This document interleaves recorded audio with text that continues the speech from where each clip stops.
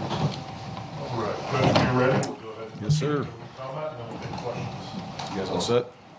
Good? All right. Wasn't working back there. Okay. All right, just a few updates on players. Eku Leota, so he injured his pec in the game, is going to get that repaired tomorrow, so most likely that is season ending from that standpoint. Zach Calzada on his repaired shoulder will get another surgery on that. That'll be Wednesday. And so they'll go in there and repair some of what had happened from before. And so he'll be out. That'll be season ending there. Other than that, just as far as players go, guys should be available for this game. Be a couple guys that are day-to-day from the last game, and we'll see how this week goes as far as our preparation. As far as Georgia, very good football team, 5-0. I mean, we've seen these guys play, defending national champions. So overall, just as a football team, they're well coached. They've got have had a lot of success with their program, and certainly you see that right now. You watch these guys on offense and look at Stetson Bennett. Start with him, the quarterback, playing confident. He's, in my opinion, a very good player. Run, throws, can create, and has shown that all through this season, last season. He's got guys around him, starting with the tight end, Brock Bowers. And he is a fantastic football player. He shows that, plays extremely hard, makes plays for him. They try to utilize him in a lot of ways. So we know that he's going to be a challenge. Darnell Washington, another tight end, big guy. Both those tight ends and their personnel packages, they utilize them well. Wide receivers, McConkey and Mitchell, both those guys, and there's more, not just those two, very explosive on the perimeter with their offense. Defensively, they're top 5 in the SEC in every category. And, they lost a lot of really good players last year. They've replaced those players with some really good players. And it starts with their front 7, those guys on the defensive line and the linebacker position play fast, physical.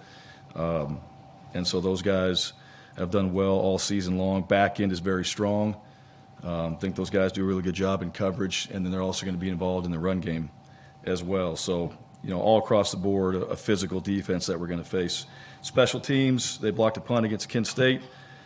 That's hard to do against anybody, but they were able to get that done. And then overall in special teams, again, they got their better players out there, and they play extremely fast, extremely hard, and they have confidence. This for us is our first road trip, so that'll be an opportunity for us to travel, get these guys on the road, and we'll bus there. And, we'll get plan for our travel and how we expect that to go, all right, on our end of things before we go out there and play and get ready to go on Saturday. As far as our team, Sunday was a good day to come back, recover, learn from the things from the previous game, and then Tuesday will be a physical practice that we get a chance to get back out there and really start planning for Georgia, all right, and putting that together. So with that, questions? If you have a question, raise your hand and we'll call him. Brian Stoltz, Auburn Sports Rivals.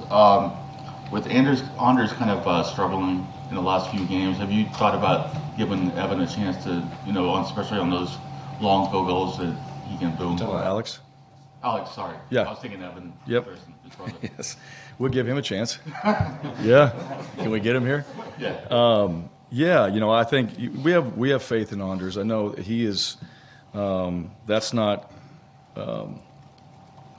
anything, from practice. He's been very good in practice, and Anders is a very consistent guy, and we still believe in him. Yes, Alex is available. Alex can go out there and have opportunities as well, but we still believe in Anders and know that he's a guy. He's played at a high level.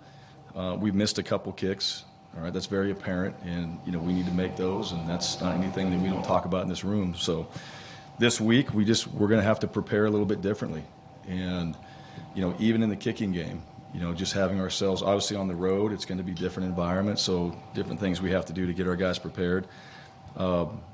But the one thing about Anders, I know that he will make whatever adjustments he needs to make to go out there and be successful for us in those moments, and he's done that. So Alex is ready, but Anders, still has our full support, and this week is going to be a great week to get back on track and be consistent in the Georgia game.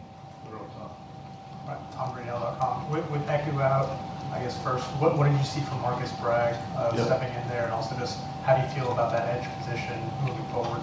Well, Eku's a big loss, and this has nothing to do with anybody behind him. It's just he's an emotional leader.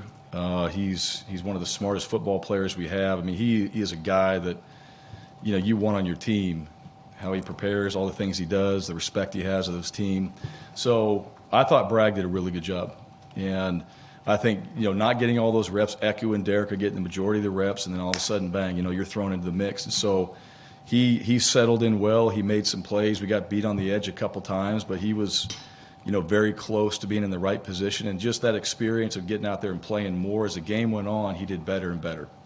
So he and Derek, both those guys on the edge, and then Dylan as well, getting that ironed out on what we want to do with that edge position. That's what we have to work through this week. So, we'll see what that looks like as we put the packages in and who we have to utilize. But we still want to get the best front seven we have out there on the field, and especially against what Georgia does. They run the ball effectively. All right, they obviously can throw it. You got to get pressure on the quarterback. You give them too much time. Those guys create out in the open space. So we're still working through some of that. But I thought Bragg played well. Ryan Jason, Auburn 247. You former quarterback yourself. For Robbie now going first time he will ever played on the road, much less being a starter. How do you prepare for that as a quarterback, and what's important, or is it just a matter of just going out and trying to handle it? Yeah, I mean, you try to prepare through the week and provide noise, right? That's really what you can do. And we're not going to bring in extra fans to yell at him and things like that. You're going to go into a hostile environment. You're not going to be favored, all right, when you get in there. And that's part of just the mental side of playing that position. But that goes for everybody. And then the noise becomes the factor. I think for Robbie, it's still continuing just to play within himself. He's learning, he's growing, he's developing. He did some really good things in that game. And he's a playmaker, and he can do more. And I think the confidence that he took away from the LSU game, we have to build on that and then obviously be better going into this one. But the noise is really the biggest factor. And then just handling really every play when you're on the road. That's really what it comes down to. And I think that's the one thing from coaching that position and playing. It's just really just handle each and every play. Focus on the sideline, get the call in, communicate that, make sure that everybody's on the same page. Know that you're not going to be able to yell out information to guys, so you got to make sure that they're either it's a hand signal or whatever you have to do to make that adjustment. Keep everybody on the same page and then execute the play that's in front of you. And so I think that's one thing I really appreciated about Robbie is I see that from him.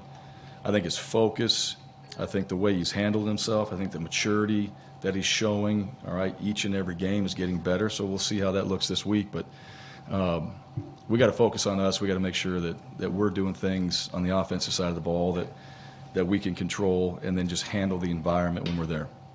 Right, Mark? Mark Murphy, Inside Auburn Tigers. When you had a chance to look at the video, how did the interior offensive line do with 3 swaps on position? Yeah, I thought they actually did well. I said it before, and it was a little bit of feast or famine. We had some big runs, and then we had some ones that we got, and it wasn't all just the inside guys, all right? It wasn't just all the offensive line. We just had some negative plays that put us behind the chains, and some of those were self-inflicted. But overall, I thought Brandon played well. I thought the interior guys did a good job. I thought the O-line, for the most part, had a solid game. There's plenty of things that we looked at that we can improve on. But overall, there were some real positive things in that game as well. The run game, we were able to get that going, and then a few penalties and some other things that kind of slowed the momentum down. But other than that, those guys, I thought were doing some things up front that we hoped we would see, and then stuff that we can build on moving forward. Top, Johnny. Coach Johnny Cotton, ABC 3340 in Birmingham. Just wanted to ask you about Stetson Bennett. Obviously not the most athletic guy in the world, but what makes him such an efficient quarterback for them, and ultimately, why has he been able to be such a winner since he's been there? I'm not sure Stetson would say that. He's a good player. I'm impressed with him. There's more guys that are bigger and more athletic and all that. I was fortunate to coach a guy that wasn't very athletic that won more games than any college quarterback ever. And they would say the same thing about him. I mean, the guy's a winner. He makes plays. He's plenty fast enough to run the ball. He's plenty fast enough to scramble around and make plays. He finds the open receivers. He's accurate. And, he manages their offense really well. And that's one thing that I've got a chance to see him and watch those guys for a couple years and watch him as a player. And he's done a very good job. So really, I don't see a whole lot of weaknesses in his game. I think he's got really good command of what they're doing. And he's plenty good enough to hurt you in all different ways. So you have to know where he's at. You have to do a great job in coverage. You got to do a great job in trying to pressure the quarterback. You got to do a great job when he scrambles of getting to him. And you got to play the entire play with him too, because that's what he does. So if you're going to let off, he's going to take advantage of that. You got to play the whole entire play against a quarterback like him. Advice. Bryan, from AL.com. Well, two things. One, did you get a chance to review that third down play, or did they say anything when you sent it in? And then, in the second quarter, I haven't seen the result from the officials and all that. Which one are you talking about? The face mask that was called on Derek in the second quarter. Yeah, I haven't seen what they came back with yet. Okay, and then the other thing is, where do you see your run game? Where can you think you can improve the run game going forward, particularly against a tough UGA team? Yeah, well, I think number one starts inside, right? And that's number one. We can make improvements in a lot of areas there, but you got to start with your interior guys, right? Not giving up penetration. And like we talked about before, I thought they did a good job of that. And we've improved in that area, but that's always where it starts, right? You're going to play a really good D-line. You're going to play a good front seven. They're going to bring pressure, eliminating that, and then protecting our edges and finding ways to get on the perimeter as well.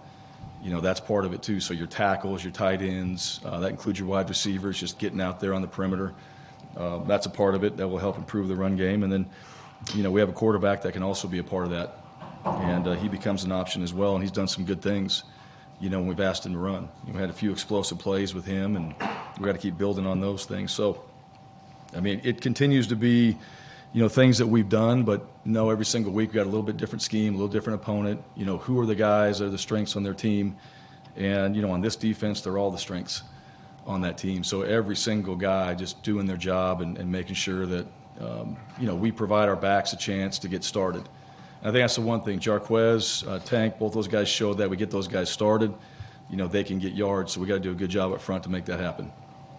Second round, Bryan. Coach Brian Wilson, Middle Report. The change in offense game plan was obvious, and it yielded some very positive results for you all, even in light of what no turnovers decided the game. Are you and the staff encouraged? Are the players encouraged by this change of pace, and does that, justify the change? Well, I think we got a chance to do some of the things we've been doing. You look at last year, we ran some of those same concepts, and there's a progression in what we're doing offensively, and so we had a chance to open it up. Robbie did some really good things in the pass game, right? We were able to balance it out. That was encouraging. Our young wide receivers that have been thrust into playing. All right, Amari Kelly has a big catch. Camden Brown's got a big catch, and Barr had a couple big catches in there as well. So, those things were good. That was encouraging to see some young players step up and do some things on the perimeter. We obviously have to be better than that going to this game, but and every game forward, because we weren't good enough to win the football game. But overall, there were some positive things in the pass game that I thought helped us. I thought we did a couple things differently that we hadn't done this year, which gave us a little advantage on the perimeter. And then, the run game, like I said, just, some more consistency there when it comes to maybe eliminating the negative plays. That would be the key. All right, stay on task, stay on track. And, we want to be efficient on first and second down so we can stay ahead of the chains and eliminate some of those negative plays in the run game and then continue to keep the balance that we had. Go a little back, Mike. Yeah, Mike Griffin from AJC.com. Missouri had a lot of success pressuring, playing a lot of press, man coverage, even some zero. How much of that have you done defensively? And then my second part of my question is Mike Bobo and his familiarity. How much of an advantage might that be in terms of his familiarity with personnel? Yeah, I think I couldn't give you the exact percentage of zero and pressures and man. We've done that. We play man coverage. Zero, we saw some of that in the last game as well. I mean, every defense is going to have a package, where they're bringing everybody. So we do that as well. When we do it, it kind of depends on the game plan. But yeah, Missouri did a good job. I mean, they played hard. They got some momentum. You could see in that team that they were, once they had a few plays and some success early on, you could see the shift in that football team. Those guys played hard. And we know from playing, I mean, we said before, they're a good football team. They showed that. They just came up short, against another really good football team. So those guys were playing extremely hard. And as far as Coach Bobo, being around him and having him here and all that, yeah, sure. I mean, I think there's familiarity with staffs from guys you worked with, guys you've been with before. And obviously he's there. And, Mike and I got a lot of respect for each other. And he's helping that staff. There's a reason why they're successful. I mean, their offensive staff is very good. Their whole coaching staff does a great job. They've shown that. So, and he obviously brings a lot of value to that program too, not just against us, but for everything they're trying to do, because he's a very good offensive coach. And, I think I know that place is special to him and had a lot of success there as a coordinator before. So, you can see some of those wrinkles that they're utilizing that he's helped bring to that program. Right, TomRaynell.com. I'm sure you'd rather not use him as much as you have, but just Oscar Chapman, what's the value of having a guy who just hasn't competed enough and on return really? Yeah, he's a weapon. Yeah, Oscar's a guy that we've talked about it. I really do. I think he's the best, if not one of the best in the country. He really is. He's every single day. Now, he's one of those guys, too, in practice. Like, that's not just what happens in the game. It happens in practice all the time. He takes tremendous pride in just trying to win the field position battle. And we had a few guys out, so it was really important in the last game that we had some hang time on the punts, that we put it in the right location so we knew where we were going to cover. And he did exactly that. So he gave our guys an advantage by what he did. And, sometimes in games, the field position becomes a huge factor. Right, and he's a guy that can put the ball in a lot of spots, and we trust in him to place the ball where it needs to be placed, and then we're going to cover it. And, they didn't have any return yards, so that helped us a lot in that last game. Bill Cameron, ESPN 106.7. All five opponents have scored in the last 2 minutes for them in the last minute of the first half. Just talk about how that affects them and what that can mean to a team going into the halftime. Yeah, that's a big one. That's probably one of the biggest in my opinion, right? You don't want anybody to score, and you want to score points going into halftime. I think it's all about momentum. And, that's one area. When you got the ball, it's not just about scoring touchdowns. It's just about scoring points, all right? Try to create some momentum, especially if you get the ball back in the second half. And that's one of the advantages of deferring and having the ball in the second half is hopefully you get a chance to end that half with some points and get the ball back and kind of come right back out and score again. So being on the losing side of that, yeah, that's you go in, they scored, all right, really that's the momentum that they've got. And when you come into halftime, you got to find a way to get that back. You come back out in the field, they may have the ball again. You got to recover quickly, hopefully go 3 and out, get the ball back to your offense, and give yourself a chance from that standpoint. So that's a big one. You got to be at your best, really, in the last 5 minutes of the game. Get your best players in there, all right? Try to keep them from scoring and find ways to put points on the board. So that's a big factor, in my opinion, at halftime, giving up points or trying to get them.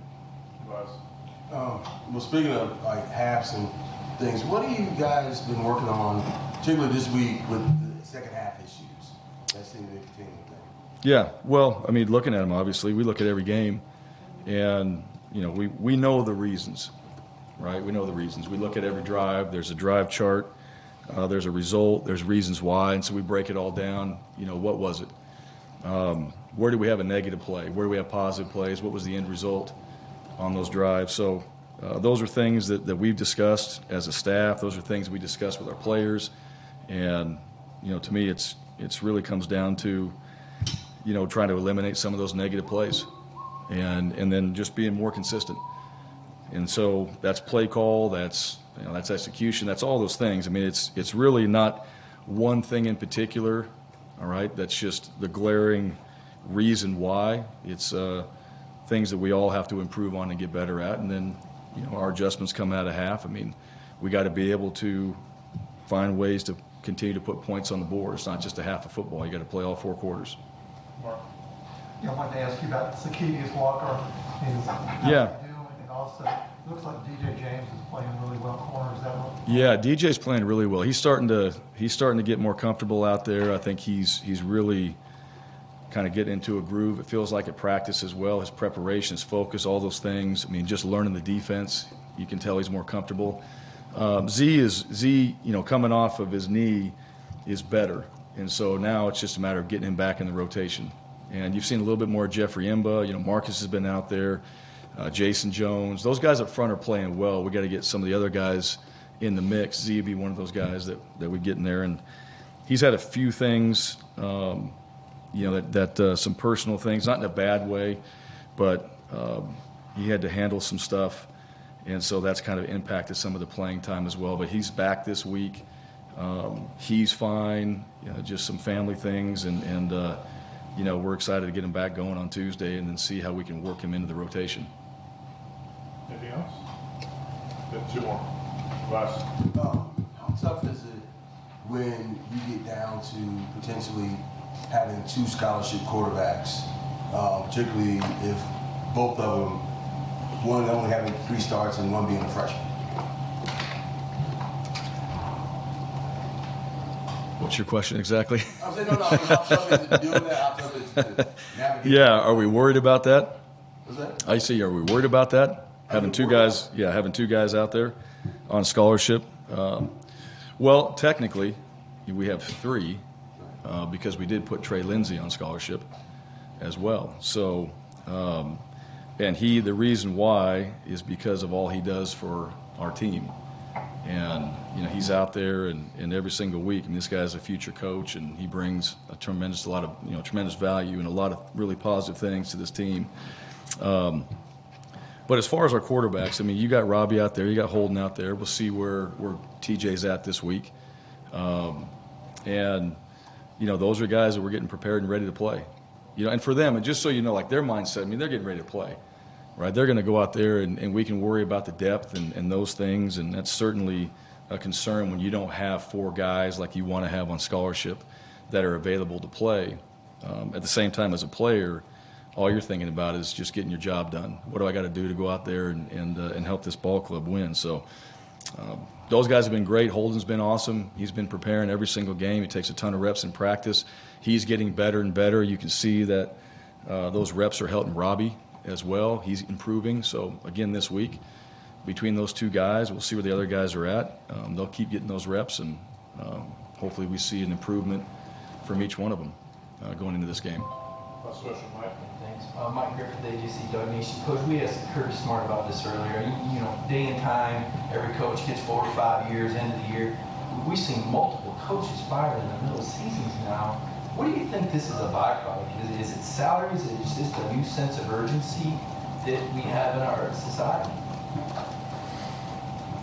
Yeah, I think every program's different. I really do. I don't know. I don't know if it has to do with anything bigger than that. And I couldn't tell you each and every program's situation and where they are, and those type of things. So, yeah, it's just.